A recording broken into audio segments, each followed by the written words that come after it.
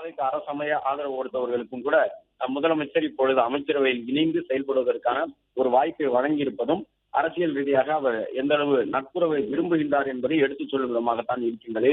காங்கிரஸ் கட்சி மட்டும்தான் அமைச்சரவை வேண்டும் என்ற ஒரு நிபந்தனையோடு தமிழக வெற்றி கழகத்தினுடைய அரசுக்கு ஆதரவு தெரிவித்திருந்தார்கள்.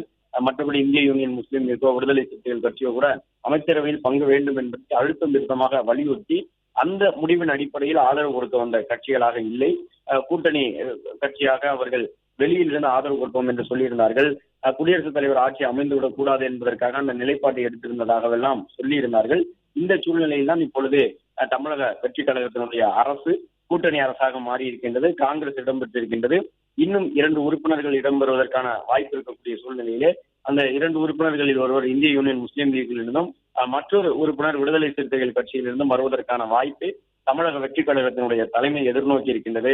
அந்த கட்சிகள் தங்களுக்குள்ளாக ஆலோசித்து முடிவெடுத்து அறிவிக்கும் பொழுது அதிகாரப்பூர்வமாக தெரிய வரும். இன்னும் சற்று நேரத்திலே துறைகள் எல்லாம் ஒதுக்கீடு செய்யப்பட இருக்கின்றன என்பதையும் பார்க்கின்றோம்.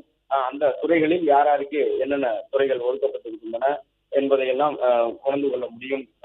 அது மட்டுமல்லாமல் அமைச்சர்களை பொறுத்தவரை யார் யார் அமைச்சர்களாக இருக்கின்றார்கள் என்ற அடிப்படையில் பார்த்தோம் என்றால் மாவட்ட வாரியாக தூத்துக்குடி மாவட்டத்திலே 2 பேர் அமைச்சரவையில் இடம்பெற்றிருக்கின்றார்கள்.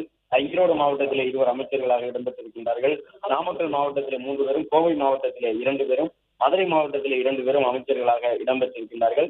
சென்னை மாவட்டத்திலே 7 அமைச்சர்கள் இடம்பெற்றிருக்கின்றார்கள். விருதுநகர் மாவட்டத்திலே 2 அமைச்சர்கள் இடம்பெற்றிருக்கின்றார்கள் என ஒரு சில மாவட்டங்களிலே ஒன்றுக்கும் கூடுதலான பிரதிநிதித்துவம் பெறப்பட்டிருக்கின்றது. புதுக்கோட்டை உள்ளிட்ட மாவட்டங்களுக்கு ஒரு அமைச்சர் வழங்கப்பட்டிருக்கிறார் என்பதையும் பார்க்கின்றோம். டெல்டா மாவட்டங்களிலே தமிழக வெற்றி கழகத்தினுடைய வெற்றி சராசரி சற்று குறைவாக இருந்தது மற்ற பகுதிகளை காட்டிலும். எனவே டெல்டா மாவட்டத்திற்கு இந்த முறை பிரதிநிதித்துவம் அமைச்சரவையிலே சற்று குறைவாக இருக்கின்றது. என்றாலும் அதற்கு மாற்றாக வேறு ஏதேனும் முக்கியத்துவத்தை வழங்கக்கூடிய நடவடிக்கையிலே இந்த அரசு ஈடுபடும் என்று எதிர்பார்க்கப்படுகிறது. கடந்த முறையும் தஞ்சை மாவட்டத்துக்கு அமைச்சரவையிலே நேரடியாக இடம் ஒதுக்கப்படாத நிலையில்தான் அதன் பிறகாக அந்த வாய்ப்பை தான் வழங்கியிருந்தார்கள் என்பதையெல்லாம் பார்த்திருந்தோம். அதே போன்று இப்பொழுதும் டெல்டா மாவட்டங்களில் இருந்து பிரதிநிதித்துவம் குறைவாக இருக்கக்கூடிய சூழ்நிலையில் அதை சரிகட்டுவதற்கு முதலமைச்சர் என்ன முயற்சி எடுக்கப் போகின்றார் என்பது ஒரு முக்கியமான பேசுபொருளாக்கப்பட்டிருக்கின்றது. திருச்சிராப்பள்ளி மாவட்டத்தை பொறுத்தவரை ஸ்ரீரங்கம் தொகுதியில் வெற்றி பெற்றவருக்கு அமைச்சரவையிலே இடம் ஒதுக்கப்பட்டிருக்கின்றது. அதே போன்று பல்வேறு மாவட்டங்களில் ஒற்றை அமைச்சர்கள் இடம்பெற்றிருக்கின்றார்கள். பரவலாக அனைத்து மாவட்டங்களில் இருந்தும் அமைச்சரவைக்கு உறுப்பினர்களை வரவழைக்க வேண்டும் என்பதற்கான முயற்சியிலே தமிழக முதலமைச்சர் ஈடுபட்டிருக்கிறார். அந்த அடிப்படையில் எந்தெந்த மாவட்டங்கள் எல்லாம் தாவேக்காவிற்கு வெற்றி வாய்ப்பு கொடுத்திருந்ததோ அந்த மாவட்டங்கள் அனைத்தும் அமைச்சரவையிலே இடம்பெற்றிருக்கின்றன என்பதை பார்க்கின்றோம்.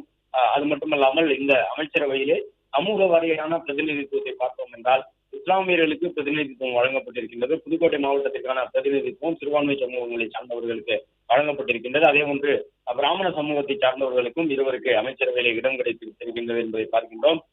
மேலும் மத்திய அமைச்சர் எல் முருகன் போன்ற நட்சத்திர வேட்பாளர்களை எதிர்த்து வெற்றி பெற்றவர்களுக்கு அமைச்சரவையிலே இடம் கிடைத்திருக்கின்றது. முதலமைச்சர் முன்னிலையில் நடைபெற்ற இந்த பதவியேற்பு விழாவிலே கூட்டணி கட்சியினுடைய தலைவர்கள் பங்கேற்றிருந்தார்கள். அதன் அடிப்படையிலே மார்க்சிஸ்ட் கம்யூனிஸ்ட் கட்சியின் சார்பிலே சண்முகமும், இந்திய கம்யூனிஸ்ட் கட்சியினுடைய மாநில செயலாளராக இருக்கக்கூடிய வீரபாண்டியனும் இடதுசாரிகள் சார்பிலே பங்கேற்றிருந்தார்கள். காங்கிரசினுடைய மேலிட பொறுப்பாளராக இருக்கக்கூடிய கிறிஸ் ஓடங்கர் பதவியேற்பு விழாவிலே பங்கேற்றார்.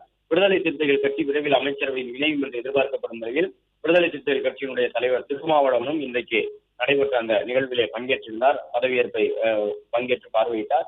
மேலும் திருமாவளவனுக்கு 2வது வரிசையில் இடம் கொடுத்திருந்தார்கள். அதாவது முக்கிய தலைவர்கள் அமரக்கூடிய வகையிலே அவருக்கான இடமும் ஒதுக்கப்பட்டிருந்தது. இடதுசாரி தலைவர்களுக்கு 2வது வரிசையில் இடம் இருந்ததை பார்க்க முடிந்தது.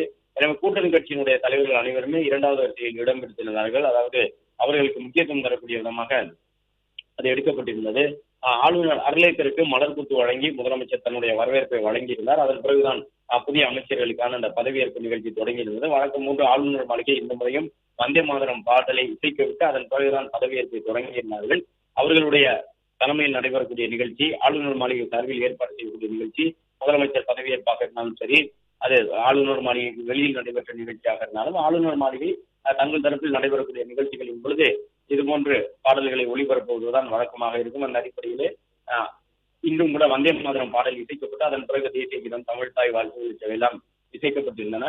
குமாரபாளையம் சட்டமன்ற உறுப்பினர் விஜயலட்சுமி அமைச்சராக பொறுப்பேற்றுக் கொண்டிருக்கின்றார். தங்கமணியை எதிர்த்து வெற்றி பெற்றவர், முன்னாள் அமைச்சரை எதிர்த்து. அதுபோன்று காஞ்சிபுரத்திலே தாவேகா சட்டமன்ற உறுப்பினராக தேர்வாகியிருந்த ரஞ்சித்குமாரும் அமைச்சராக பொறுப்பேற்றுக் கொண்டிருந்தார். இதில் பலர் திமுகவை எதிர்த்து வெற்றி பெற்றவர்களாக இருந்தார்கள். 2வது இடத்திலே திமுக வந்த சட்டப்பேரவை தொகுதிகளை சார்ந்தவர்கள் தான் அதிகப்படியானவர்கள் அமைச்சரவையில் இடம்பெற்றிருக்கிறார்கள். காங்கிரஸ் சார்பிலே இருவர் உறுப்பினராக பொறுப்பேற்றுக் கொண்டிருந்தார்கள். மேலூர் மற்றும் கிள்ளியூர் சட்டப்பேரவை தொகுதியில் அந்த தொகுதியில எல்லாம் காங்கிரசுக்கும் தவேகாவிற்கும் தான் கடுமையான போட்டி நிலவி கொண்டிருந்தது. கடைசி சுற்று வாக்குகள் எண்ணப்படக்கூடிய அந்த தருணம் வரை கூட காங்கிரஸ் வெற்றி பெறுமா, தவேகா வெற்றி பெறுமா என்கின்ற ஒரு போட்டி நிலவி வந்தது. இந்த நிலையில்தான் தவேகாவை வீழ்த்தி காங்கிரஸ் வெற்றி கனியை பறித்த 2 சட்டப்பேரவை தொகுதிகளின் உறுப்பினர்கள் அமைச்சரவையிலே தவேகா தலைமையிலான அந்த அமைச்சரவையிலே இடம்பெற்றிருக்கிறார்கள் என்பதும் தேர்தலுக்கு பிந்தைய அரசியல் கூட்டணி எவ்வளவு முக்கியத்துவம் அடைந்திருக்கின்றது என்பதை எடுத்துக்காட்டக்கூடிய விதமாக இருக்கின்றது. பிளே ஸ்டோர் மற்றும் ஆப் ஸ்டோரில் இருந்து பாலிமர் செயலியை QR கோடு மூலம் பதிவிறக்கம் செய்யுங்கள். செய்திகளை உடனுக்குடன் பெறுங்கள்.